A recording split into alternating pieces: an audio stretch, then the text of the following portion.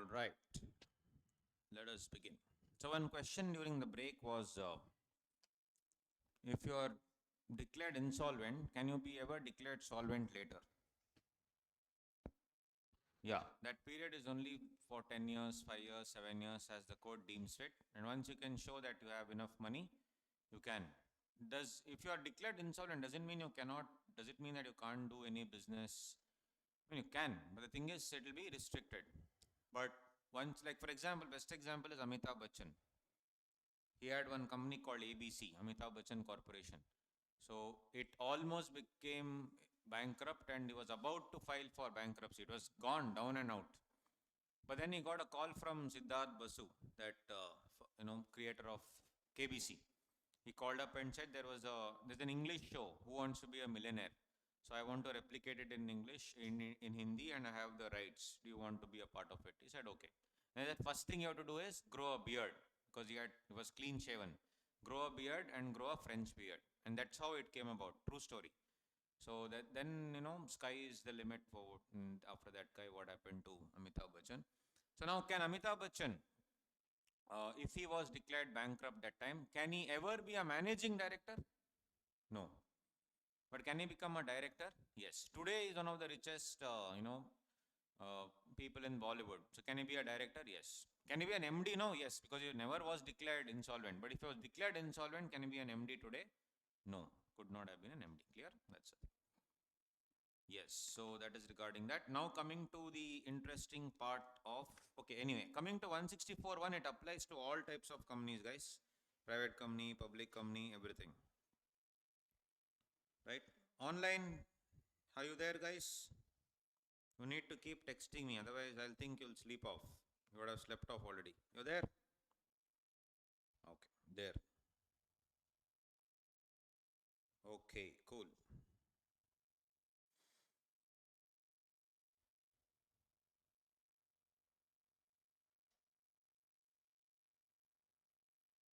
Is suicide also, what do you say,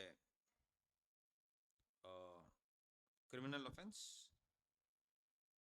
Suicide. If you're unsuccessful, a good point. If you're unsuccessful, is it criminal offense? What do you think? Yes, it is. It was earlier, but now they have removed it. It was a criminal offense. So suicide also is a crime. So if you see the newspapers, anyone who's attempted suicide, then they say police have registered a case. Even if you have successful in suicide, they'll anyway doubt. The right below. No, if you die, that's not a thing. Attempted suicide. There's another provision, attempted suicide. So there is an offense. So police will be waiting for you. Again, see mind. How will I reform the mind? I'll either put you in jail or I will reform you by sending you to psychiatric treatment. So suicide is also thing. In India, euthanasia is not legal. Euthanasia is mercy killing. In other parts of the world, it is legal. It may be shocking to us because these things are very new for us. Like 1 year ago, there was a 19-year-old kid who committed suicide legally. So you can approach the court. Court will give you permission to take your life. She said, I don't want to live anymore. I have so many problems. Court said, okay. I'm not joking. You just search euthanasia. And what I'm saying is it's shocking. In India, it's all unheard of. Euthanasia, I think, I don't know which country it was. Yeah, in some European country. She said, I cannot live. I don't want to live. In India, there was this movie by Hrithik Roshan. Very rarely he does some good movies. One of the good movies was Guzarish. Watch it after your exams. So there, it's an entire concept of euthanasia where he wants to go for mercy killing. So that is euthanasia. So in that, he explains why he doesn't want to live. It's a very controversial movie in India. In India, it didn't run also, obviously. There was no song. I mean, songs were there, but there was no dance and all these romantic stuff and all. Masala was not there. It was a very serious movie by Sanjay Leela Bansali. It was actually a very good movie. At Guzarish. He's acted really well in that. He put on almost 25 kgs for that movie. And it's a good movie. So there, obviously, you will learn euthanasia. Right? So in India and all, euthanasia will not happen. Euthanasia is there. What? CA. Mercy killing, 5 years. Yeah. So that is euthanasia. We're all undergoing anyway. That's what it is. Yes. All right. So, yeah. Done. Now coming to this, guys, 164. Yeah, 164 too. So quick, what do you say, history of this when I have written it down here. Okay, this is only for your comments and all that. This is just a little bit of knowledge here and there, just to know. I mean, I cannot go very much in depth like I do in the regular batch, but you need to know why this happened and all those things. Uh, Basically, 164.2 talks about filing. Filing what? Two things: annual accounts and annual returns. According to you, when should annual accounts be filed? Annual accounts be filed how many days after the AGM? Annual return? Annual accounts 30 days, annual return 60 days. Annual accounts form number? AOC 4. Annual return? MGT 7. Perfect. So this you need to file. This entire thing was about filing. In the old Companies Act 1956, consecutively for 3 years, if you file, basically 6 documents are there, no? Annual accounts, annual returns. Every year you have to file. 1 out of 6 documents, if you have filed 1 out of 6 times, you would be qualified. It's on various section. 1 out of 6 times. Obviously, you would have seen, no, 1 out of 6 times. So 1 out of 6 times, if you had done, it was deemed to be qualified. People never gave a damn about all these things. Then, sometime in June 2016, the Modi government came out with something called as the income disclosure scheme, right? Where they said, you please disclose whatever income you have. Even if you don't have, disclose, you will pay, 45% tax, 55% you keep. So Vada Pav fellow of Mumbai declared 120 crores. I'm not joking. Vada Pav guy. He actually had so much. Then one more jeweler declared 343 crores. Slowly, but it was not a success because in India, it's very difficult. Because they said no prosecution, nothing. So when I say 350 crores, you can't ask questions. Correct? Why, how cannot be asked. But then Indians problem, once if I get hold of it, for example, students message me and ask me, sir, if I put for retotaling, will institute mark my name? Next time when they're evaluating, will they have no other better work, is it? Correct? Will mark my name and see next time, re-evaluation, this fellow should be given less marks, but it's a genuine, fear of the student. Just like that, people also, income disclosure, I want to disclose, but what if they do control S? Arun Jaitley standing there, every time you submit, control S, save. I'll save your name. Tomorrow I'm going to charge you. How did this money come? You cannot ask. So people were scared. They still never, went ahead with it. But you should understand that income disclosure scheme was a precursor to what? November 8th. November 8th only, no? Danger date. 8 p.m. Mitro started. Done. Gone. What happened? Demonetization. So income disclosure you should have disclosed. You didn't. Now all that money was stacked up somewhere. Gone. Demonetization happened. Between November 2016 to December 31st, there were around 30,000 sham companies. Sham means it's just a front. All the dealings are happening elsewhere.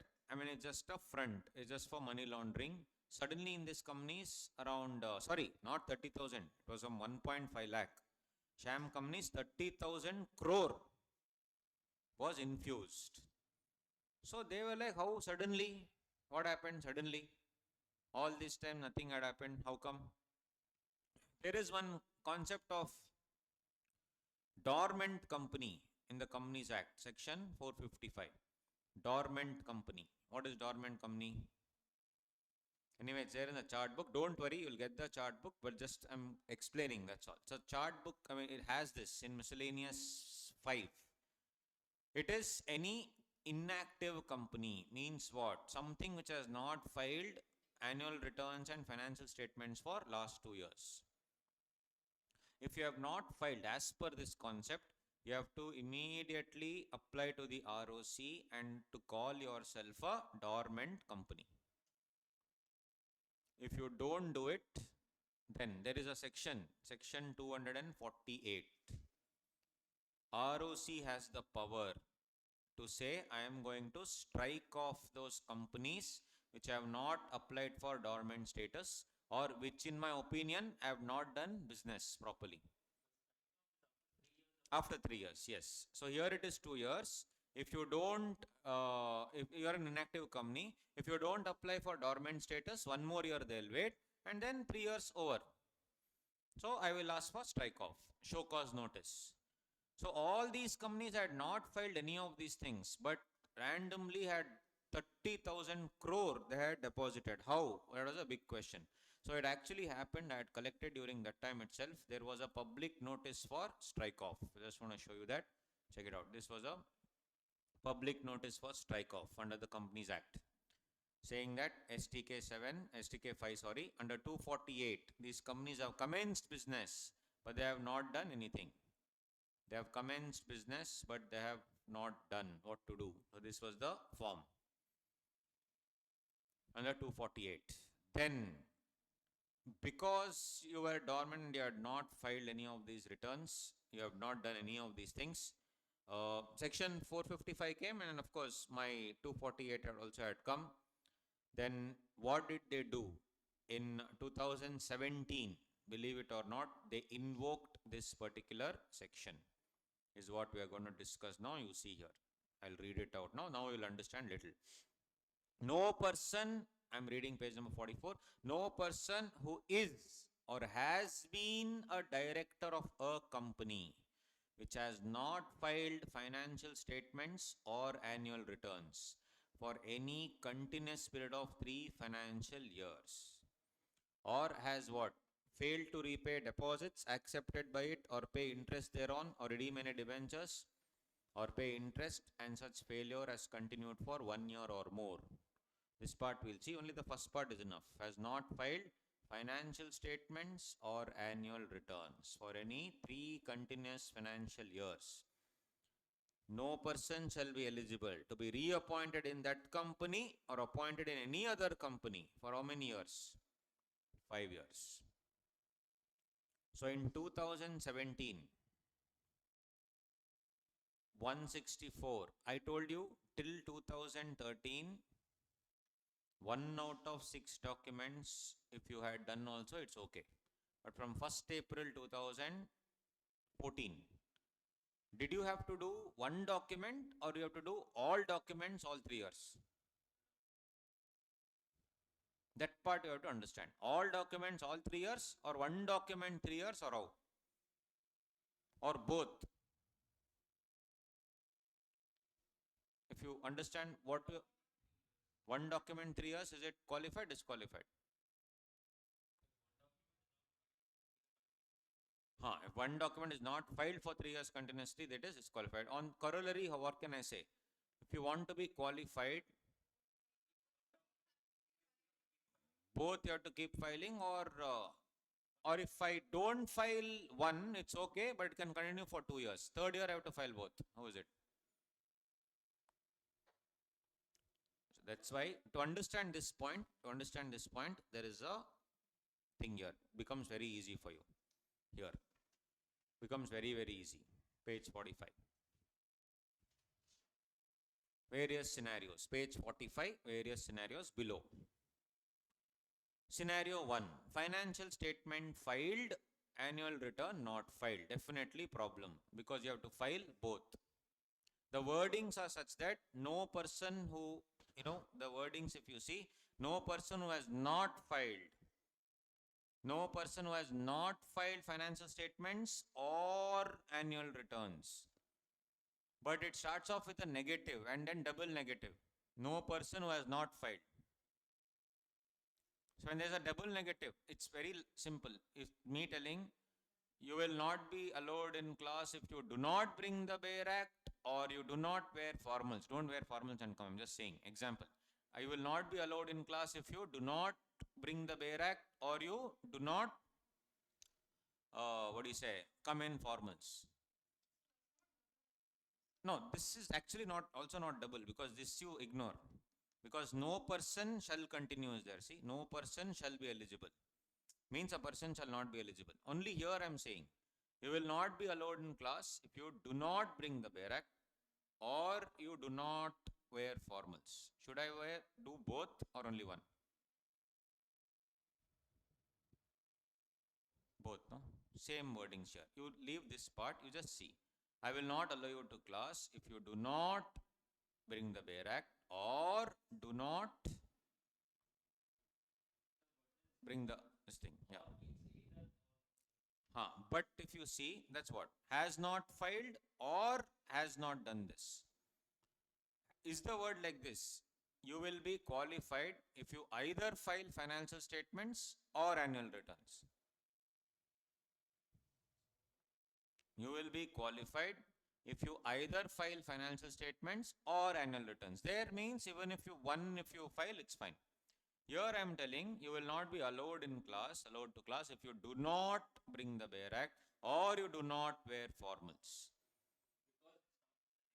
Yes, so or becomes and. Perfect, that's what I'm saying. Because it starts with the negative or becomes and, which means here earlier law was what?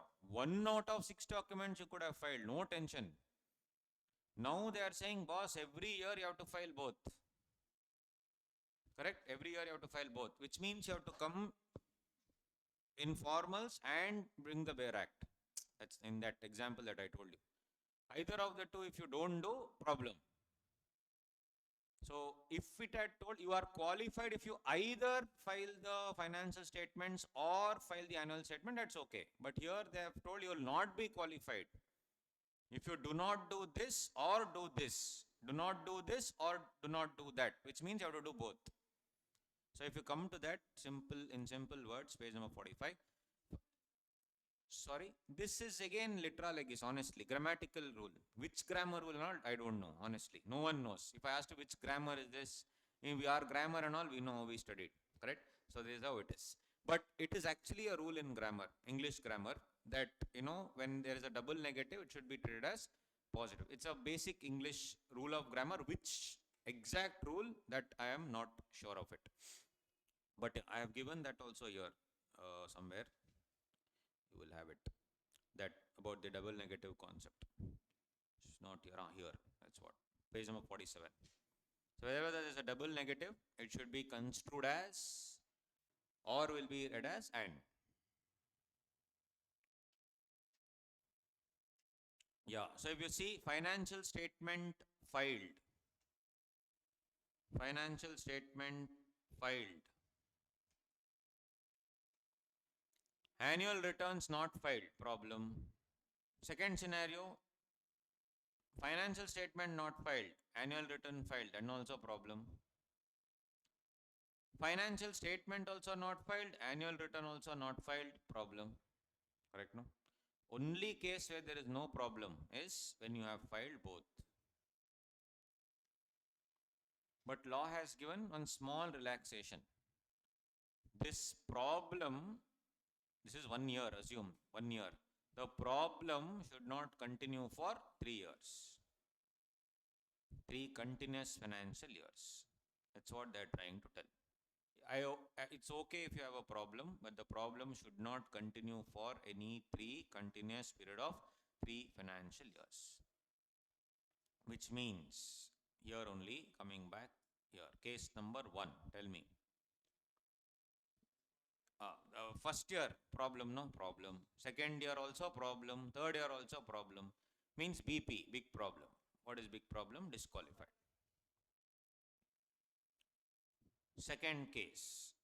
First year, both not filed. Super, problem. Second year, both filed. No problem. Third year, both not filed. Problem. Is it a big problem? No, because the problem should continue for 3 financial years.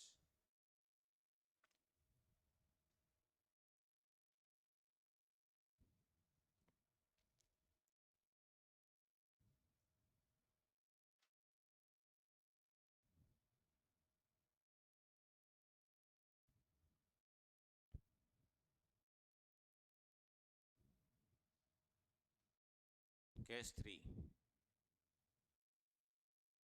Filed, not filed, problem. Not filed, filed, problem. Filed, not filed, whatever you do, whichever way you want to design this problem, disqualified.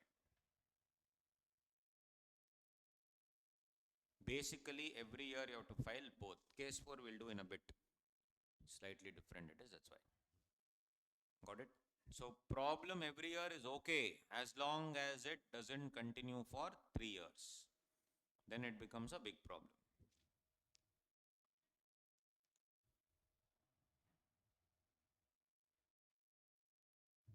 Now what happened here? These fellows, no. They disqualified, guys. I'll just open one thing. See, they disqualified 1 lakh plus directors, believe it or not. Direct. DIN only removed, deactivated. For example, this is like 600 pages, like that, so many sheets were there. Raghoji Manufacturing active Meena Serrao violated. See this. This was a practical thing. 164 2A. 1/11/2016 to 31st October 21. Why? Because she had violated which one? 13 14, 14 15, 15 16. Like that, 1.5 lakh directors lost the DIN, and all the other companies also in which they are directors. Now the question was, this is still disqualification. When I disqualify you, what happens to your companies in which you are already a director? Will you have to vacate or not?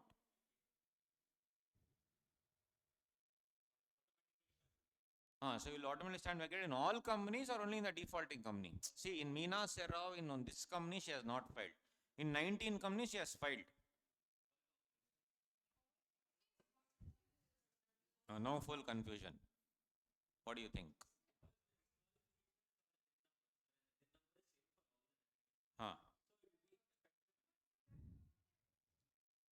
Okay. Anyway, now you logically you tell me, forget about DIN disqualify, all that you forget, deactivation of DIN also.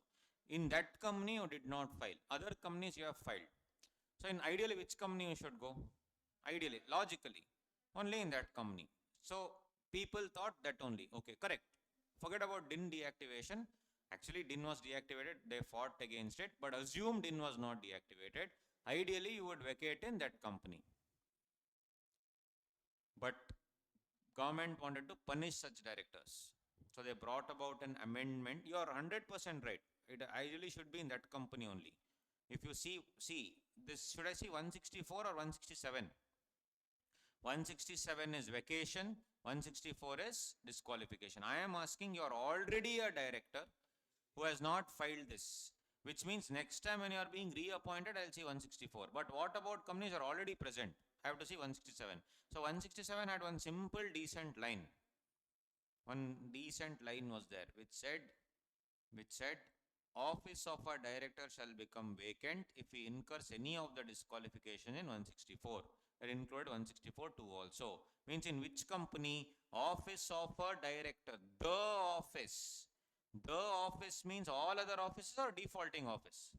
Defaulting. Logically. Very logical. The defaulting office. But free the brilliance of our lawmaker. That time only, Amendment Act was inserted from 7th May 2018. And see this. Where he incurs disqualification under subsection 2 of 164. That is our point of discussion. The office of the director shall become vacant in all the companies other than the company in which they have committed a default. This company anyway dead, die here. Other companies get out. Correct? So it's crazy. This was the amendment. So first of all, when lawyers were fighting against the vacation in other companies because of DIN deactivation, they inserted this amendment saying that, boss, you will be now have to get out from all the companies, all the good companies, and stay where? This company. So this was the scene. In this company you have to stay. But one thing the government, it was not a mistake, but they knew they would get caught. Can you, it's on the screen. Can anybody tell me what could it be? Sorry? Ah, that's okay. That is still fine. That's not a problem. What was the problem in this particular disqualification? No, it can be for 5 years because below it says 5 years you are disqualified. But what was the problem? Which the lawyers caught. Sorry? No, not 5 years from the default. I told you, why I told you in 1956, 1 out of 6 documents you could have filed. 1956, when did the new law come into force? 1st April 2014. Which means I should only see defaults 14, 15, 15, 16, 16, 17. 13, 14 is outside the purview of Companies Act 2013. So the lawyers proved that this move by MCA was unconstitutional. But the government already knew about it. They just did to scare the directors. This was unconstitutional. 13, 14, even if you file 1 out of 6, it's allowed. You should see 14, 15, 15, 16, 16, 17. Government didn't want to wait till 16, 17. That's why they did it from here. So Gujarat High Court and Karnataka High Court have clearly told that the move by the MCA in this regard is deemed to be unconstitutional. For your extra reading, it is already given here. You can check it out later. This is for only your extra reading. Here, not here, sorry. This is the additional director.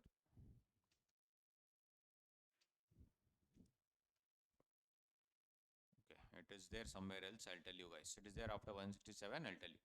So you can read that for your additional thing. So the High Court, Karnataka High Court and the Gujarat High Court, both of them have agreed that this move by MCA is not correct. So that has to be struck down. Okay. So anyway, I will show you the High Court decision. It is part of the other thing later. So they have clearly mentioned that is illegal. Karnataka High Court judgment.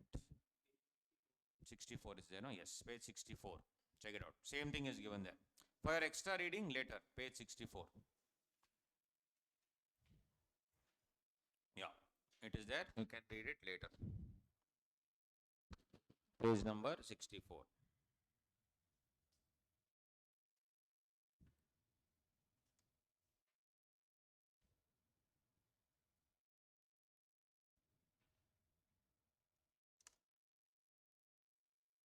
Yeah, after 167, I told you it's there. Yeah, same thing. It's for your extra knowledge if you want, otherwise leave it. But if we understand the law like this only, it will become very easy for us to understand. Otherwise, it will be problematic. It should be studied the way it has to be studied, right? So this was the entire history. And now what they have done is, to curb this, there is active tagging of companies, where you need to give the geolocation, right? And also, we need to take a picture of the CEO, CFO, and all those things. And of course, they have ramped up a couple of sections, which anyway is part of our syllabus. 186.1, layers of investment companies. 2 clause 87, subsidiary company layers. And also section 89 and 90, they brought about the concept of SBO, significant beneficial owner, which we will discuss all the three together in cluster number 3 later. Cluster 3. Cluster 3, when we are doing 186, we'll discuss all these things. So that is also a couple of few changes that have come in the law. Because of this sham companies, because of these fake companies mushrooming and taking away all the work of the others. So that's the thing.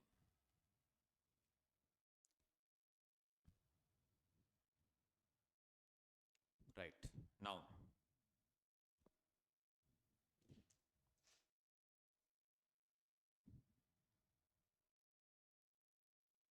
Now coming to 164, guys, 164.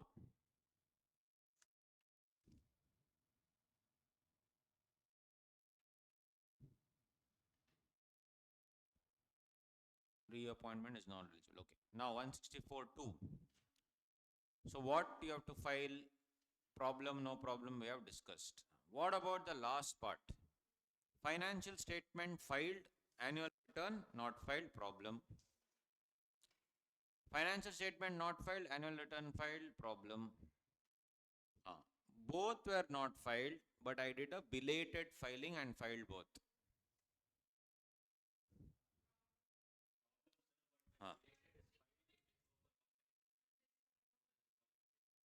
Condonation, will it remove the disqualification or it will just cure the defect?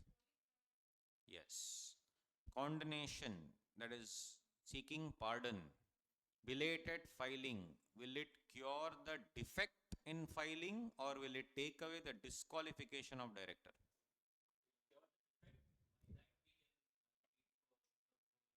If you do that, all companies will do the same. Correct. Now, if you allow the curing of the defect as well as disqualification, the seriousness of 164 is lost. They'll be like, okay, I have to do it, otherwise I'm gone. Even if I'm gone, I can pay some money and get it back. What's the point?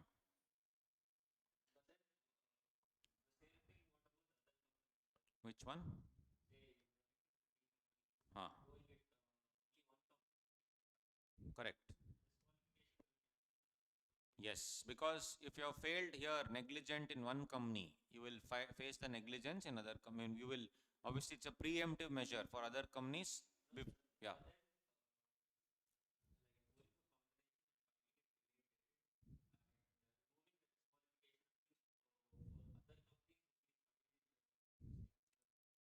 You are disqualified, that's one part. You are talking about vacation. Will you vacate? There are two different things here. Can he remain in this company? Yes, he can. But other companies, can he go? Should he go? He has to vacate. But that vacation cannot be stopped. Then you are saying that condonation will cure vacation also. That's why in the first point I said sections cannot be interchanged. We are talking about 164. Correct? So can you come again later? That's a different question. But if you are thrown out from other companies, will you remain thrown out? The answer is yes. Because the defect will only, the belated filing will only cure the defect.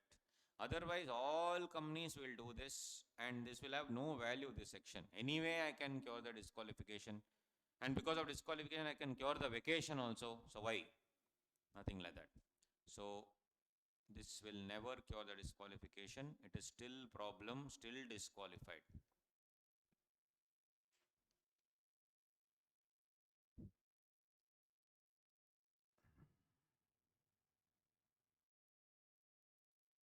They came out with a new scheme also, no? Condonation of delay scheme, right? So fresh start scheme, it was called 2020. Correct? 2020 really was a fresh start because of COVID, right? So the thing is that also they said there very clearly, they said it will only cure the defect, not the disqualification. For your, what do you say, negligence, you cannot use this company's fresh start scheme. Same with LLP also, cannot be done.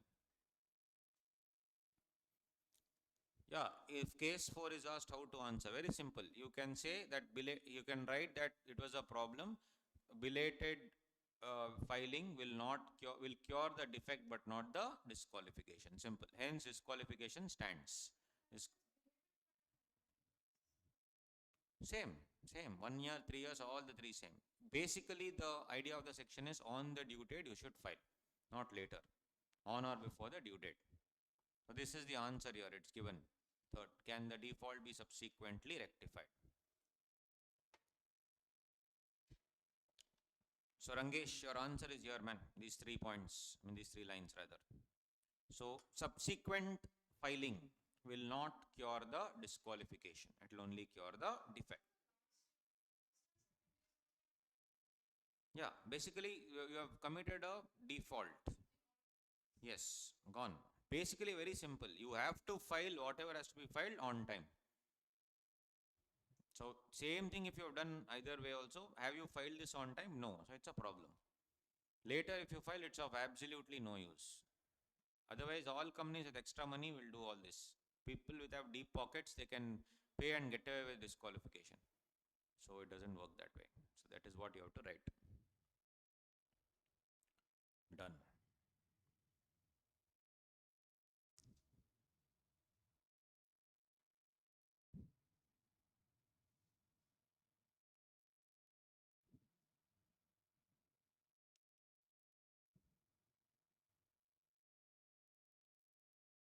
Now, next point 164 2B. 2A done. 2B. Has failed to repay deposits, debenture, interest thereon, dividend. And such failure to pay or redeem continues for 1 year or more. Triple D points here. Dividend, debentures, deposits, and interest thereon. And interest thereon.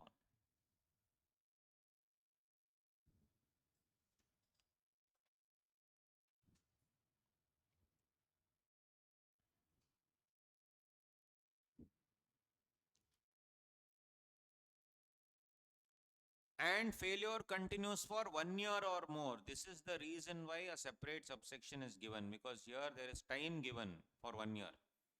In 164 2A, no time given. Here, can you cure the defect? Yes. And can you cure the disqualification? Disqualification will only happen after 1 year. So 1 year you have time. I did not repay the debentures today. Is it okay? Yeah, no problem. For how many years? No problem. 1 full year. Ideally, today is the default. I have paid the dividend, but I didn't pay the interest on dividend. 18% interest if you don't pay dividend on time. 18% interest.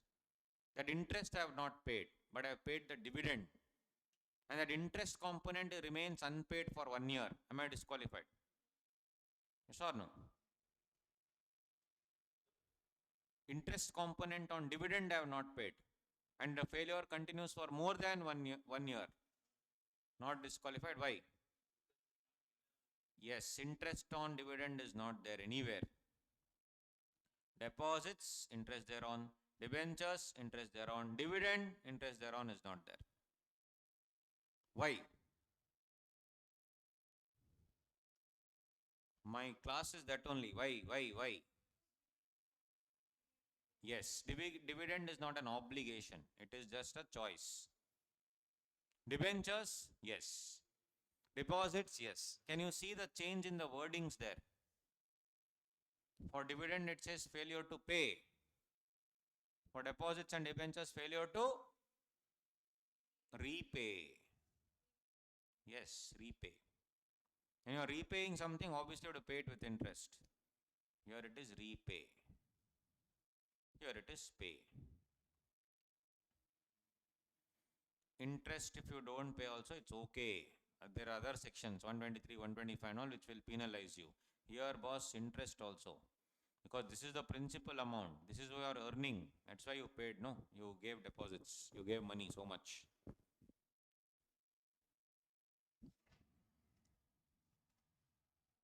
What about interest on loan?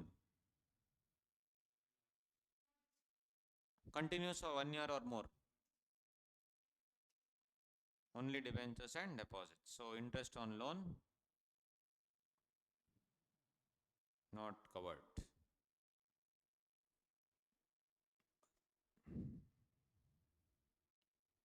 (231) Definition of deposit. Deposit includes any receipt of money by way of deposit or loan.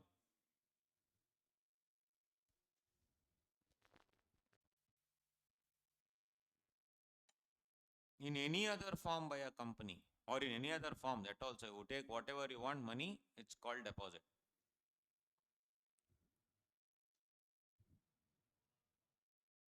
Sorry, loan comes under? Loan will be included. So if you do not pay interest on loan, deposits accepted. So isn't it like a loan given by public and you're not repaying? Is it like that is what I'm asking. Disqualification, will it come? This I was asked in the exam many times. Interest on loan.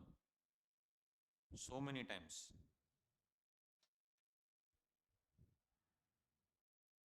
So I told you in my material, one was the module 1, one is chart book, one is the module 2 which has the questions. Then in my Telegram channel, Q&A is also released. For May 21, few more changes are needed. I'll put it up very soon. This Q&A has the question and answers as well of how to present in the exam and all those things. It's available free. You can just download it on the Telegram channel. So this has many questions on interest on loans.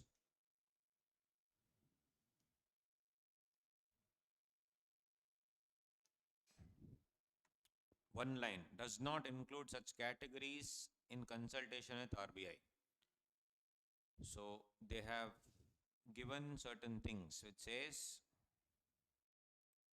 does not include such categories of amount as may be prescribed in consultation with RBI. In the rules they have given, term loans are not deposits.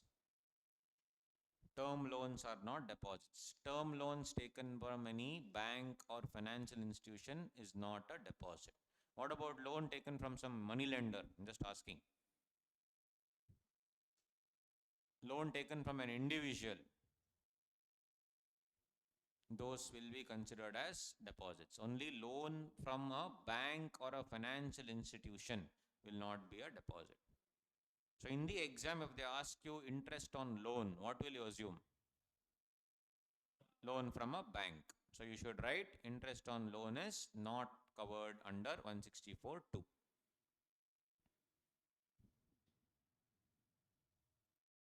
Unless they give loan from an individual, which they will not give.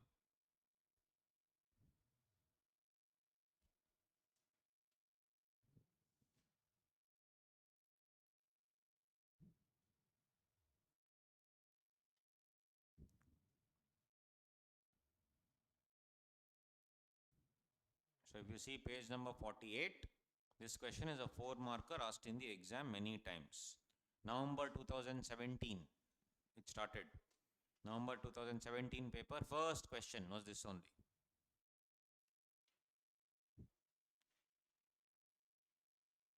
If you see November 17, question number 1 was this. See, Vikram, director of Tubelight, has made default in filing of annual accounts, annual returns in registrar for a continuous period of 3 financial years. Examine the validity. Can he continue to be a director in Tubelight defaulting company? Also Miss Greenlight, in which he is a director. State whether he can be reappointed. Same thing I have put here.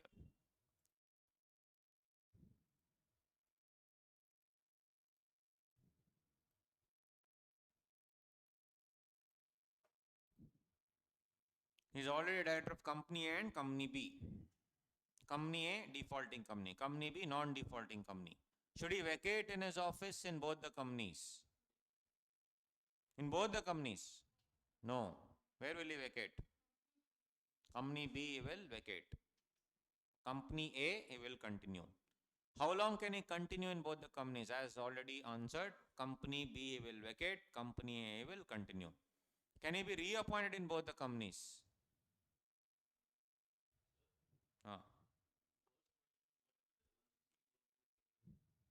Which one? 2A only I'm talking. 2A only it is known.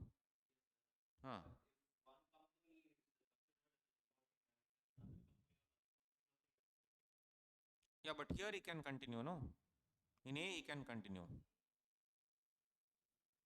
Why? Because of 167 1A proviso. Correct? So, should he vacate in his office as director in both these companies? No. B he can, he has to vacate. Why? Because 164(2) is the default. A he can continue. This is as per 167 1A proviso, which was amended, I told you, in 2017 it was inserted, special clause. I asked you a question, accordingly where he should vacate, you said defaulting company, you are right, but they changed the law. For 164 2A and 2B, he can continue in which company? Defaulting company, he can continue. Which company should vacate? Where there is absolutely no default. right? Second, how long can he continue as director in both the companies? See, I'm talking about vacation. One is he is disqualified. In which company?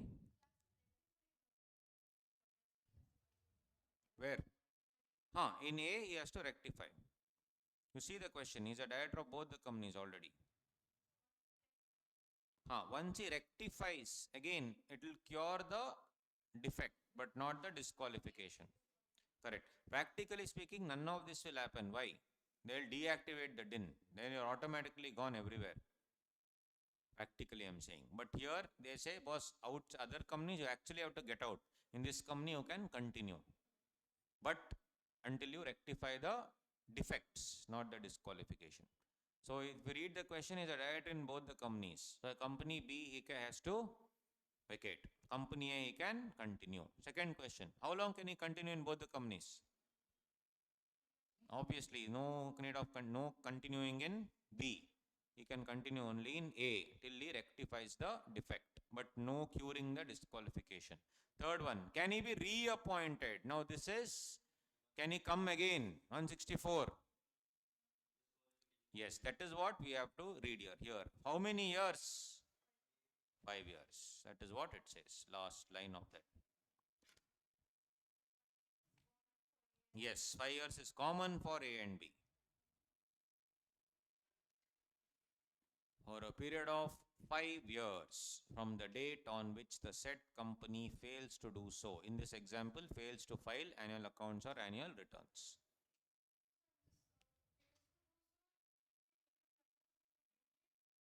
I will come to that. We haven't discussed 164 2B. I'll come to that.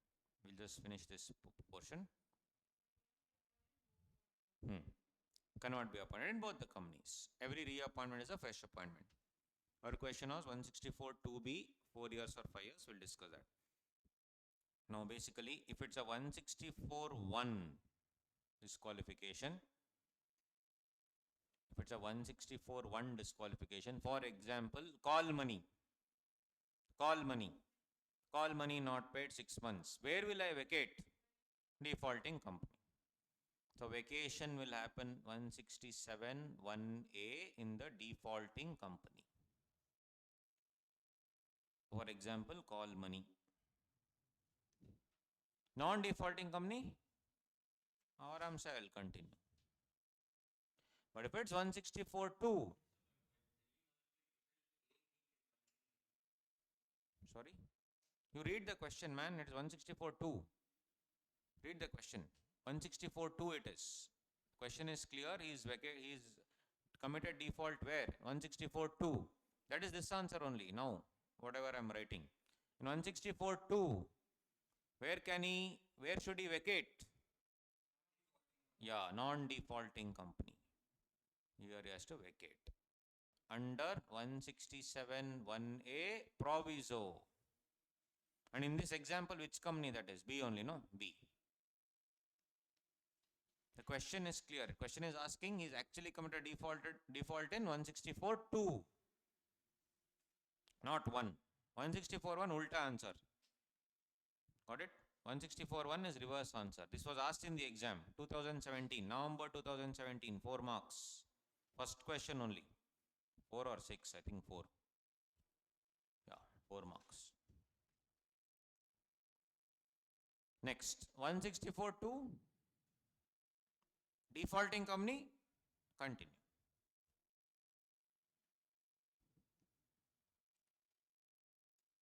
He will continue. Online, are you there? Right.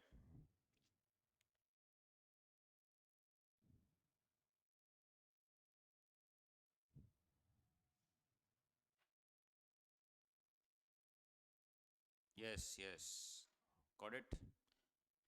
Now, we still have not finished. We'll finish it off. Now coming back. Tell me.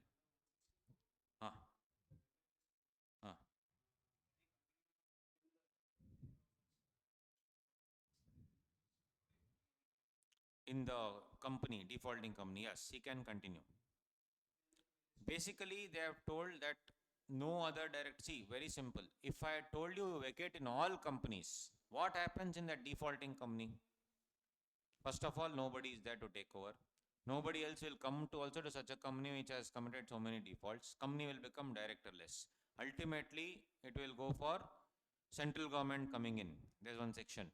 So instead of all those things, they say, boss, you sit and rectify everything till your tenure, you be there. After that, anyway, you will be not qualified. That's the idea. Because 167(1)(a) proviso clearly says you will vacate in all other companies except this, which means you can continue in this defaulting company till the end of your tenure. Clear? Any other doubts?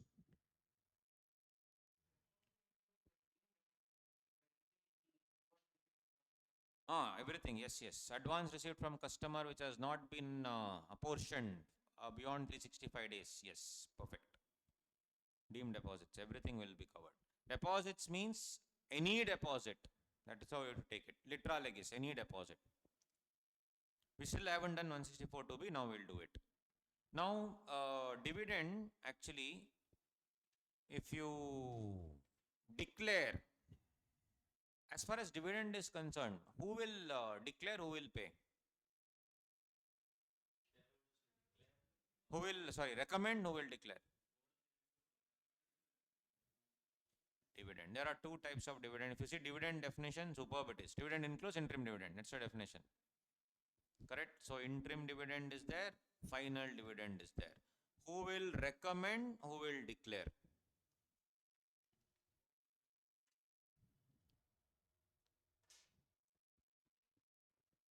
Let's say final dividend. Recommended by board or recommended by shareholders or how? Yes, recommended by board. Recommended by BOD under 134(3)(k). Board report, they will recommend 134(3)(k). You see this?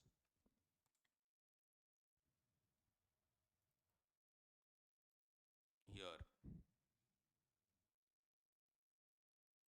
Amount, if any, which is recommended should be paid by way of dividend, 134(3)(k).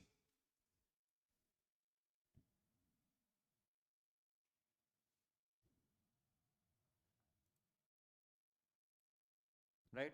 And who will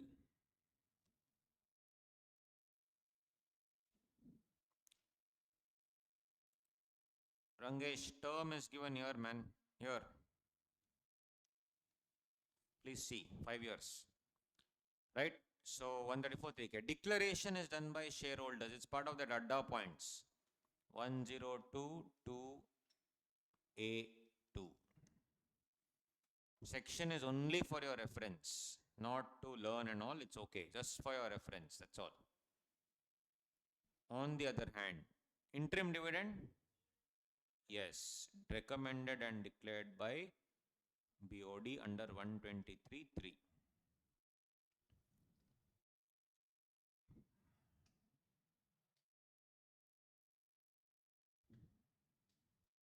But one question, declaration of dividend will be done by whom? Shareholders. But dividend includes interim dividend. Interim dividend declaration is done by board. So should shareholders also approve it? That's what approve means. Will they ratify? Already received. That's the best part. During the year, I've already received. In the AGM, the board will say, boss, you have received so much amount. So should they ratify it, saying yes, approved, we hereby agree. But because of the definition, dividend includes interim dividend, should they do it? It's like a legal acknowledgement. Yes, boss, you have received. Thank you, acknowledged. They'll not say, no, no, why did you give? India, nobody will tell that. Why did you give interim dividend? You shouldn't have given. Nobody will say. But should I actually acknowledge it legally? Is it good secretarial practice? Because dividend includes interim dividend and declaration of dividend will be done by shareholders and dividend includes interim dividend. Should it be done? If you carefully observe very, very good companies in India like Infosys and Tatas and all those things, in their what do you say,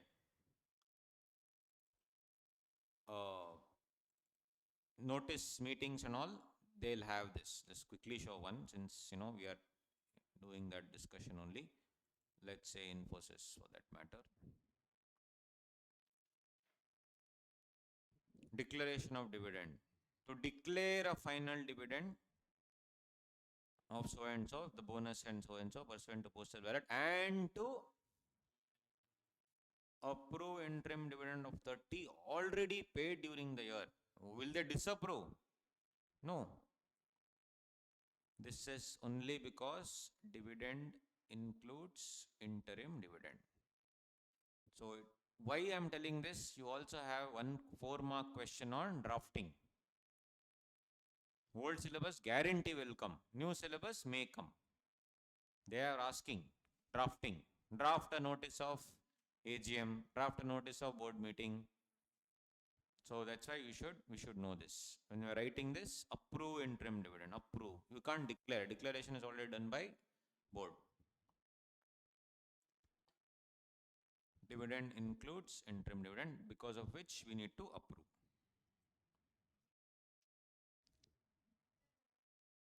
There is a notice. There is AGM notice. The ordinary business and all those things. We will discuss that going ahead.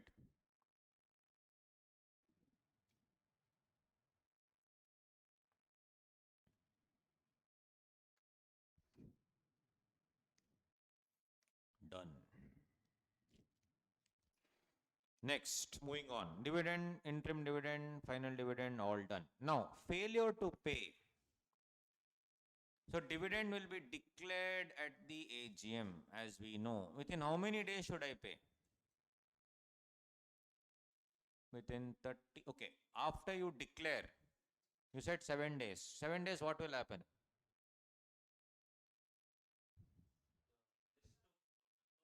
Members. And should you transfer to a separate bank account? Yes. Separate bank account. And you should pay within dash days. 30 days. 30 days from transferring to separate bank account, or 30 days from declaration? Yes, 30 days from declaration. Within 30 days, if you don't pay or it remains unclaimed, you have to transfer to a separate bank account also, called unclaimed dividend account. And if it remains unclaimed or unpaid for 7 years, IAPF, that we know. My only question why I did all this was, failure to pay means what? Failure to transfer to separate account, failure to pay after declaration, failure to transfer to unclaimed account, or failure to transfer to IAPF. What is failure to pay? Is it all or only one? Because the wordings used here, you see guys, wordings used here, failure to pay. Is it failure to transfer to separate bank account, failure to transfer to the shareholders account after declaration, failure to transfer to unclaimed unpaid account, failure to transfer to IAPF, or all? Wherever there is failure, this what do you say, and if it continues for 1 year or more, directors are disqualified. Yes, failure to pay, shareholders only. Failure to pay, shareholders after declaration. 30 days one. This is clarified by MCA also, 30 days. Otherwise, I can take whatever I want. MCA clarification is there, guys, so no tension.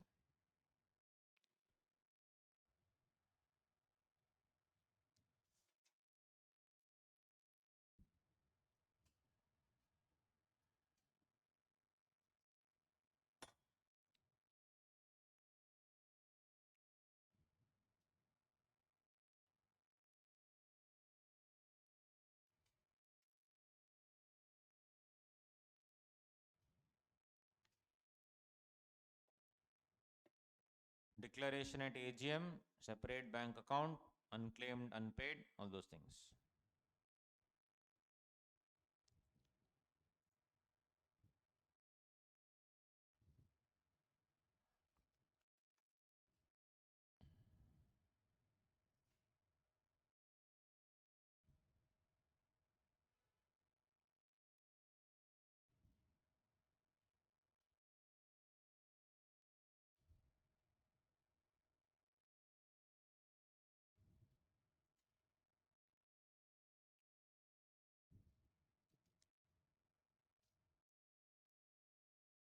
Done.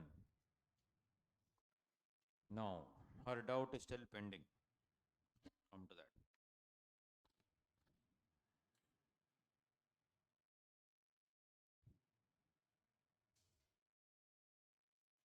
Disqualification is 5 years.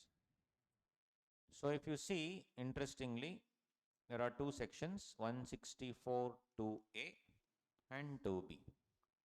This is AA plus AR combo. This is triple D combo.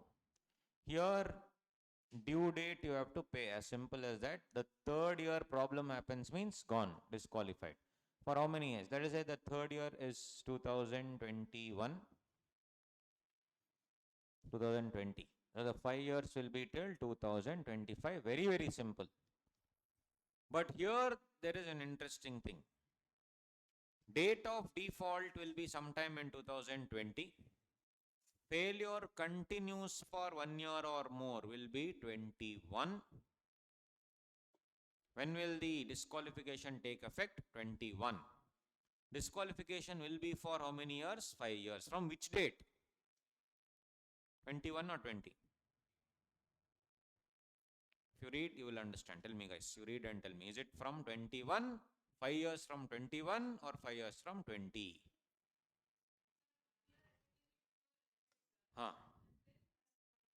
Plus 4 years.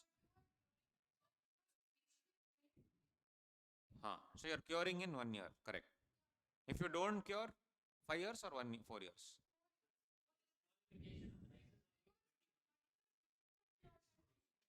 One second. I'll put all your points in, coherent manner. One person said, you're curing the disqualification. Are you curing the disqualification or disqualification starts here? Disqualification starts in 21 because the law says and failure continues for 1 year or more. Correct? If you see, this disqualification is for not filing. This disqualification is not for not defaulting. This disqualification is for your negligence in this 1 year. Failure continues for 1 year or more. I am punishing you for that. So when will the disqualification start? 21. But when is the defect starting? 20, 100%. When is the defect? Contravention, 2020. Because you have to file, you have to pay and you have not paid. In any law for that matter, it says common A point, B point, and a common point which says 5 years. 5 years fails to do so. How will you read this? Common point will be taken as the common interpretation or separate interpretation if there's a common point. Each point separately, or that fails to do so means fails to repay on due date.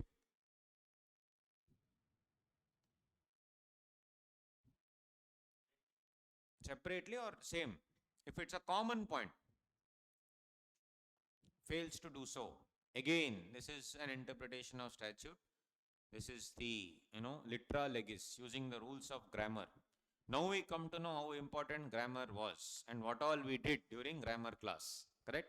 So the thing is, there it's a rule in English. Which rule and all, don't ask. There's a rule in English that when there are two sentences, A and B, there is a rule number and all, that I don't know. But this is the rule for sure.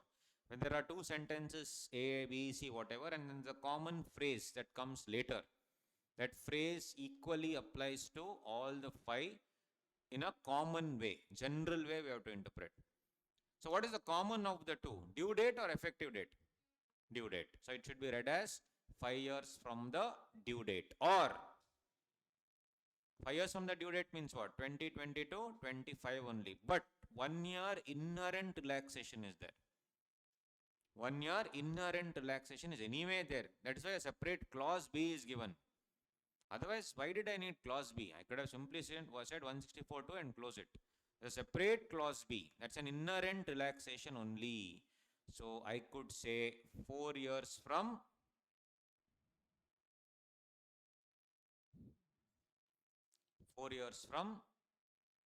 effective date of default. This is the effective date. This is the correct interpretation, guys. Any other thing is wrong. This is based on litera legis, sound interpretation of law. Sir, forget about correct interpretation. What is ICI interpretation? That is what you are worried about. This only. Yes, effective date.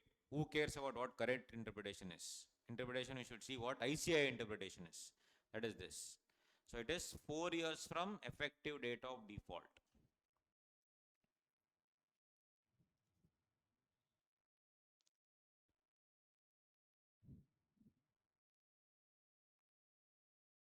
Both are the same only, Arjun, now. 5 years will come from here only. So it's whether it's both disqualification, it's the same.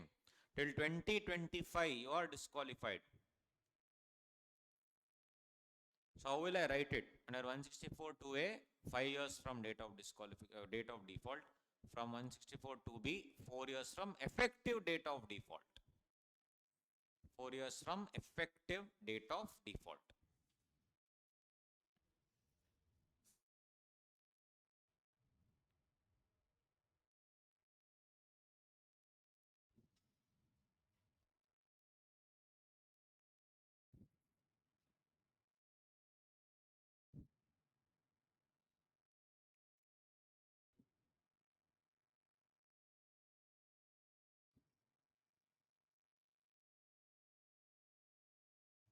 Got it? So that was your doubt, right? Yeah. Effective date of default. Now, one more. All this is there, guys. No tension. Now, these three fellows. In 164.2b only this is. We'll finish this section. Done. 164.2b. Director on due date, he was there. On effective due date also, he was there. This fellow. Page number 47. On due date also, he was there. On effective date also, he was there. B fellow was there on due date, coolly escaped before effective date because he knew that he'll be getting disqualified, so he resigned. Third fellow, Bakra fellow. Papa, on the date of default, he was not there. 2 months before effective date, he became the director. Who will be disqualified? A to guarantee disqualified, no doubt about it. Third, poor guy, date of default, no tension. 11th month, he was appointed. Next month, that effective date is coming.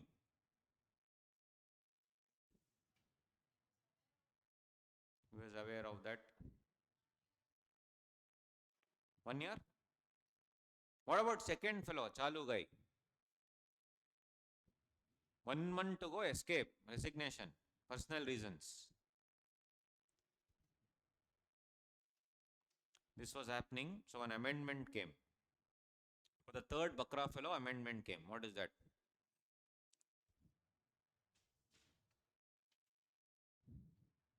This.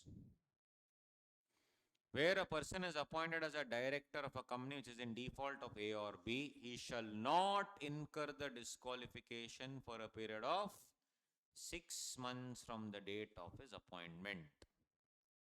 Within 6 months, especially in B, if effective date is coming, he can rectify or get out. He has 6 months time to plan his thing.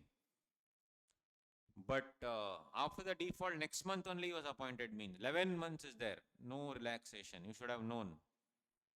Ignorantia juris non excusat. Ignorance of law is not an excuse. Tell me.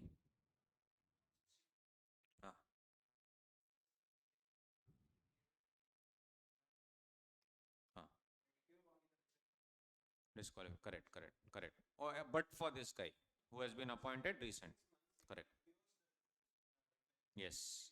He will be qualified. That is the idea of this, logic of this amendment. They said, new fellow, you cure the defect. Others, they were not been doing it since 3 years. They will get out. You cure, you stay. Got it? This is for giving such some support to the new fellows who want to cure and don't want to leave. Correct. That is the objective of this amendment. Unless if he rectifies. Of course, if he rectifies. Yeah. He has to rectify all the defects properly. Otherwise, no. 6 months tak he has time. Not next year. 6 months only. next month and 5 more months, yes, so that we can rectify. After that, it will definitely apply. They say it shall not incur the time limit they have given for a period of 4 months, 6 months. After that, boss, yes, you will be. So for new fellows, you can definitely continue and cure your disqualification, not others. Clear? That's the objective of the section. What about second hero or second fellow? Escape fellow. What about this guy? Tell me. His door has been. Correct. But I'm not been only, no, 1 year or more. His door has been correct, but continues for 1 year. In that 1 year, I've escaped. So here I need to check the intention, criminal intention. Mens rea will be checked. If let us say he is constantly asking the company to pay, company is not bothered about it, then he will actually write a letter saying that I will resign in that case. Why should I be disqualified? With reasons recorded in writing, he will give it to the company and ROC and he'll tell, sir, I don't want to be disqualified. I have been forcing them. See the mail trail, see the full proof. So I'll leave. 5 minutes. Yeah, slowly now coming. During lunch break also, now during this also. Yes. So 5:30 over, this fellow is taking extra. Yeah, I'm leaving. This is there. You can throw anything at me. Yeah. So if you see, yeah, why was I? So that guy wants to escape. He says, I don't want to continue here. I want to not escape. I want to, be protected.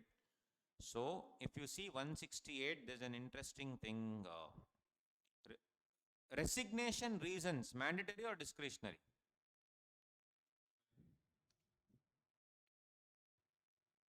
Director may also forward a copy of resignation to the ROC. Resignation to ROC reasons, mandatory or discretionary? Discretionary. But if you want to protect yourself under 164.2, that may will be read as shall. So this doesn't require any heavy duty knowledge, just pure common sense. That may will be read as shall. If you want to escape punishment, disqualification for not any reason of yours. Is recording reasons by director under 168 mandatory or discretionary? Definitely discretionary.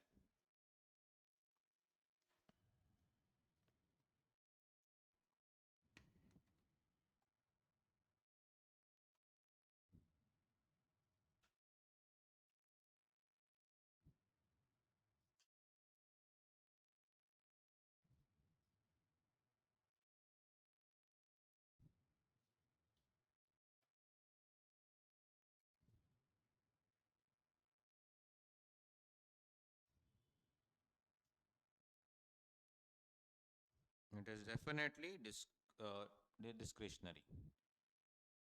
But that may will be read as shall. When?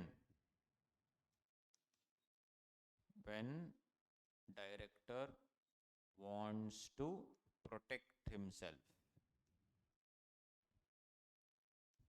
from disqualification. Here he has to give reasons. This conversion of may to shall to may is a general rule or an exception? May is discretionary or mandatory generally? Discretionary. As an exception, we make it shall. So this rule is called exceptional construction.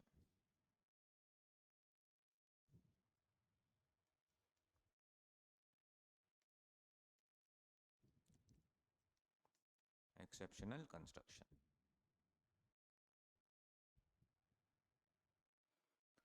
But if a person who has bad intention only to escape because he didn't do it, will he get any protection under law? No. Even if he resigns, he will be disqualified.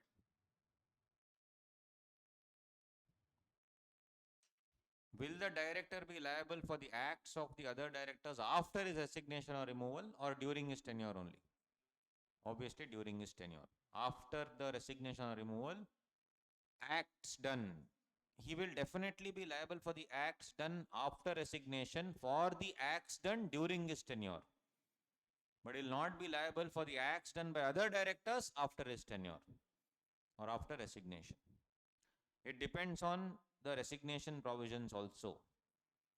right? That's the thing. Last part. Private company can provide additional disqualification points. Private company can give additional disqualification points they can give if they want. Apart from this, can they say, if you want to be a director, you should be a chartered accountant? Yes. Here, this last one. Private company can form additional disqualification points. Then lastly, disqualification referred to in DEG shall continue to apply even if the appeal or petition has been filed against the order of disqualification. DEG. D is moral turpitude, E is court order, G is related party transactions. What they are trying to tell is, can anyone save you from disqualification if you prefer an appeal, is the question.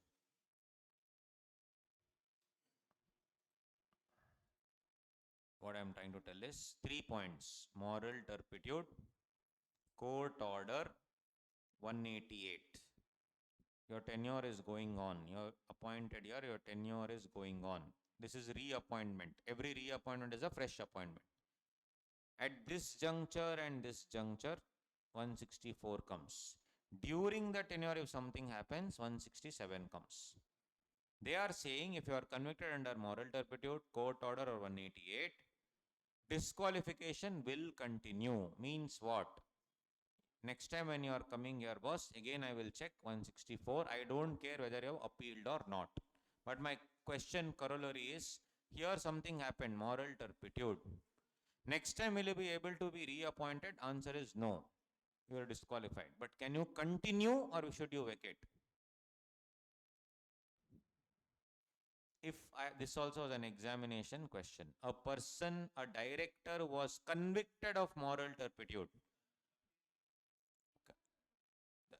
A director who's convicted of moral turpitude. Hear me out.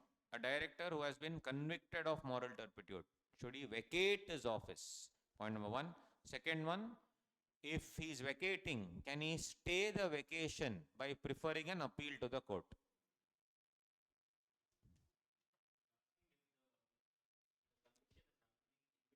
Yeah. So I am asking about vacation now. Disqualification next time. I'll see next time. What about now? He has to vacate. But can he stay? See, here is there any stay order concept in 164? No. That's what it says. This line means that only. Here. Sorry. Where did it go?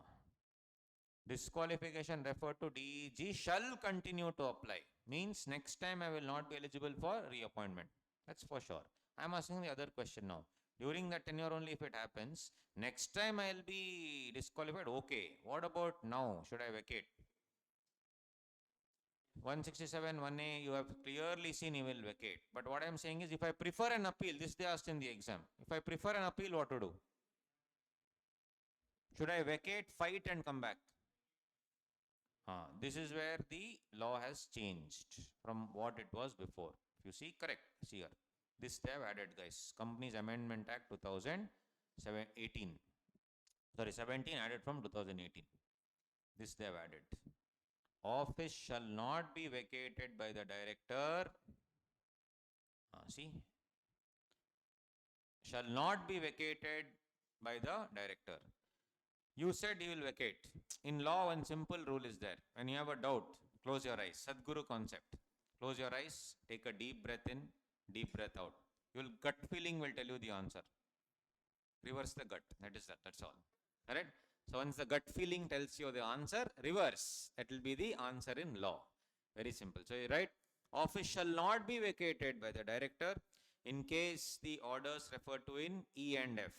Here E and F is only, E is again order by tribunal, F is again moral turpitude. If you see, the points are repeating. 164(1)(E was court order. 167(1)(E is also court order. 164 also had moral turpitude. 167 also has moral turpitude. So for moral turpitude and court order, they said office shall not be vacated for how many days? 30 days from the date of conviction. They are giving you 30 days from the day of conviction to file an appeal. Let's say that appeal has been disposed by the higher court. Still, they'll give you 7 days to file one more appeal. This is called appeal saving clause. This is only there for vacation, not for disqualification. Do not get confused. Only for vacation. That's all is given here. Check it out. Moral turpitude. Disqualification. What happens? No. Is there any stay order? Any appeal saving clause? No appeal saving clause. No appeal saving clause. Last part. From that time I'm telling last part. This is really the last part. No appeal saving clause. There, I'm reading page number 49. Vacation, appeal saving clause is there. This is 167 1F. 167 1F.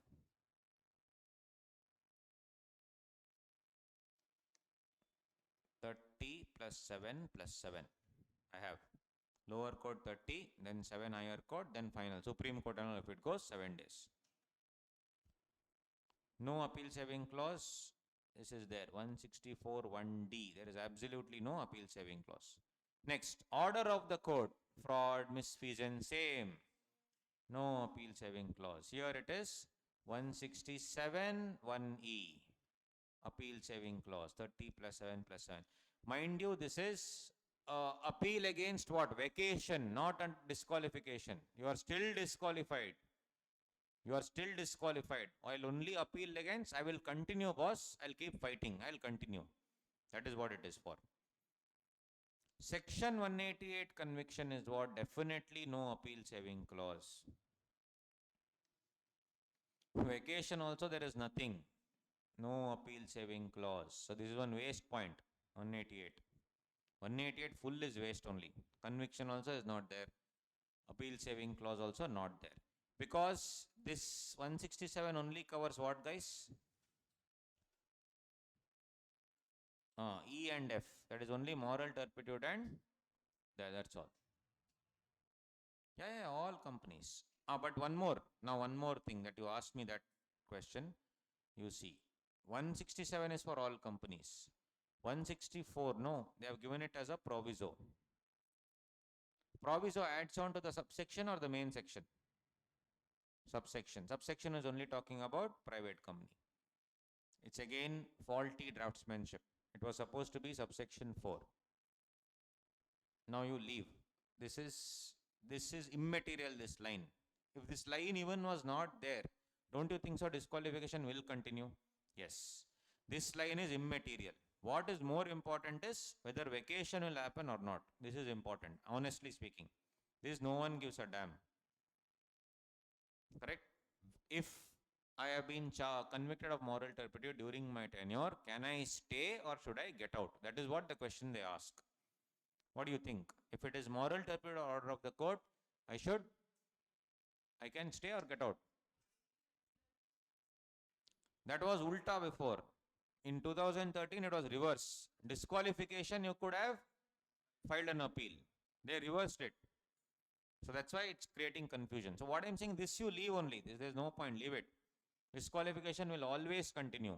But what is my question now is the vacation.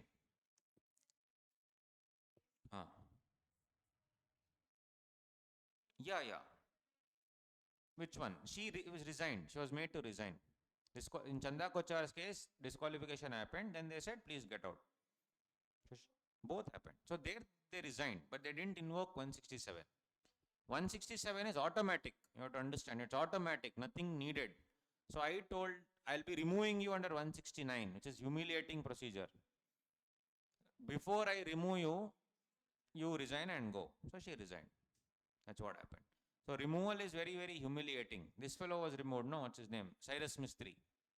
Right? Cyrus Mistry Tata is going on now because he was thrown out. Correct? So that is a humiliating procedure. Whereas this is resign. That's the thing.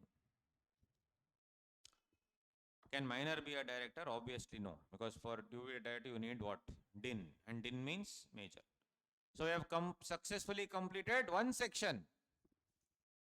One day, one section, 10 days, 10 section. No, nothing like that, guys. From now it becomes chilled out. And 164.2 will not apply to a government company which has not committed any default. These are some non-applicability also you have to remember. What will government file to government only? Annual account, annual return and all that. So it will not apply. Yeah. And this DIN and all you can go through. DIR 8, 9, 10, all that fine. So what is now? This is one more question. Last question of the day. From that time I'm cheating you. Last question.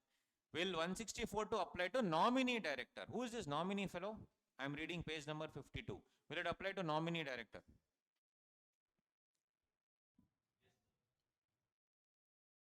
Means, who's the nominee director? I'm ICICI Bank. I'm giving you 100 crore loan. Loan agreement, I'll say my person should be there on your board. Now, if the company does not file, will that fellow be disqualified? Does the law say anywhere that it will not apply to nominee director? Actually, no. So, technically 164.2 will apply to a nominee, but hold on, you don't give a damn what the logic is. What does ICAI say? We are here for fast track. Fast track means exam oriented. So, let's only stick to ICAI view. Will 164.2 apply to a nominee director? Answer. What is your gut feeling? Yes, is a gut feeling. No is the answer. Correct. Yes. Right? So, will ICAI is no. So, they say that it is not applicable to a nominee director. But technically, nominee director will have to look after the stakeholders and also the bank that which has provided money. Don't you think so? You should see everything should be paid on time. Then it should be filed 100%. Otherwise, you are not, fit enough to be a nominee director. Get out. But unfortunately, ICAI feels otherwise. So this is the answer. You should remember this answer. That's all. It doesn't apply to nominee director because everything is governed by the loan agreement. He is protected by the loan agreement. It's a very, very bad justification. But if you want to change the law, you have to reach the top and change the law. To reach the top, you have to clear CA. Unfortunately. So let us first clear the way properly. That's about it, guys. So tomorrow we shall go to some chilled out areas of all these normal things. And we'll finish off cluster 1 and head to an interesting cluster 2, which is actually heavy duty. Appointment of directors. This is the depth that they are asking. This is the depth that we have to study. No other choice. So we are unlearning and then learning. So that is why it's going to take time. And generally I take same number of hours today. Solid I would have done 6-7 hours. 8 days crash course I generally take, but this time 2 days extra. So we can do extra stuff, more in depth, more question solving. So I believe that after this crash course, you will not need to sit and study separately. You can just revise the stuff. Chart book will come in a couple of days. Anyway, you don't need the chart book. At least till cluster 5, we don't need. Cluster 5 will take easily 4-5 days. All right. Thank you so much. Yes, madam. Tell me.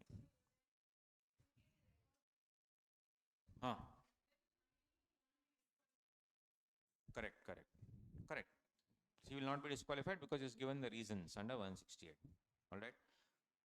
All right, guys. Thank you so much for patiently sitting. Like this, you have to patiently sit for next 9 days. God knows how you will do it. I can do it. No problem. All right. Thank you, online friends. If you are alive, hello. Good morning. Yeah, they're there. Not bad. All right. See you tomorrow. Bye. Tomorrow we shall meet. I think now it's fine, right? The video is clear now. We can do that. We will decide that tomorrow one day we'll do the same time. Then we can. I'll ask this people also what is the plan. Then we can do it. I have no problem. That's actually better.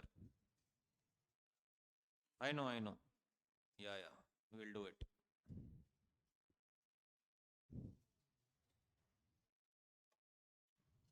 I have no issues, man. We can start early also.